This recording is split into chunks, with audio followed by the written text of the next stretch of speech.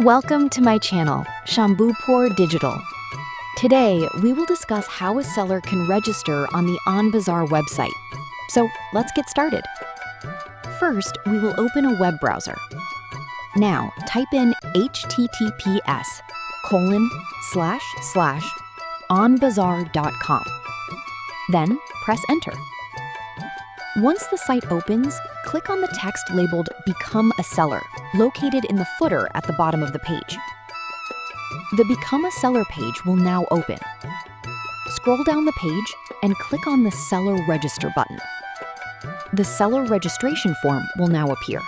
You must now fill out the form step by step, following the provided instructions. First, enter your first name and last name. Next, create a username. This should be in lowercase letters with no spaces. Then, enter a valid email ID and phone number. Fill in your shop name and shop URL. Your shop URL will follow the format anbazar.com/seller/your-shop-name. In the next step, enter your PIN code and select your country, state, and district from the respective drop-down menus. Now, clearly upload images of all necessary documents, including a front image of your shop.